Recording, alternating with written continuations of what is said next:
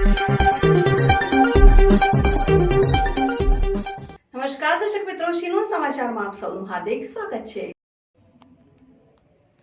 અંકલેશ્વર તાલુકાના કોસંબડી ગામે પશુઓના કારણે ખેતી પાકને નુકસાન થયાના આક્ષેપો સાથે 4 ખેડૂતો દ્વારા અંકલેશ્વર જીઆઈડીસી પોલીસ સ્ટેશનમાં જાણવાજોગ અરજી આપવામાં આવતા પોલીસે વધુ તપાસ તજવીજ હાથ ધરી છે।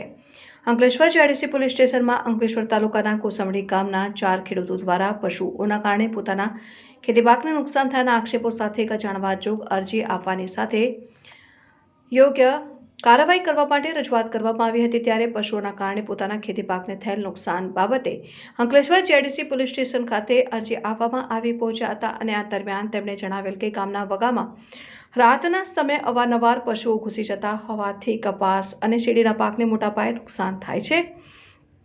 પશુપાલકો મહિલાઓને આગળ કરી કપડાં ફાડી નાખી ખોટા કેસ કરવાની ધમકી આપતા હોવાના આક્ષેપ કરી પશુપાલકો સામે કાયદેસરની કાર્યવાહી કરવા અંકલેશ્વર જીઆઈડીસી પોલીસ સ્ટેશન ખાતે રજૂઆત કરવામાં આવી। રમેશભાઈ છે, હું કોસંબડી ગામનો રહેવાસી છું।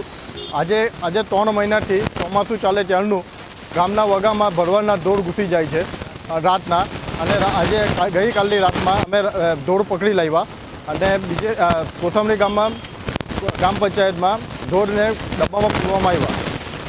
આજે સવારે ભરવાડને ગામમાં આવીને ડબ્બો તોડવાની કોશિશ કરી અને ઢોર લઈ જતા હતા। અમે અંદરમાં ગયા એટલે અમને અમારી પર મારવાનો હુકમ કર્યો અને દાદાગીરી કરીને બધા ભરવાડો ફરી વળ્યા। અમારે અગાડી કાર્યવાહી એવી કરવી છે કે પોલીસવાળા અમારે જે નુકસાન થયેલો છે એનું અગાડી કંઈ બી નિર્ણય લાવે અને હાંભા કેસ કરે છે ભરવાડ લોકો। બૈરાને અગાટ કરીને કપડાં બપડા ફાડીને કેસ કરવા માગે છે એ લોકો સામેથી।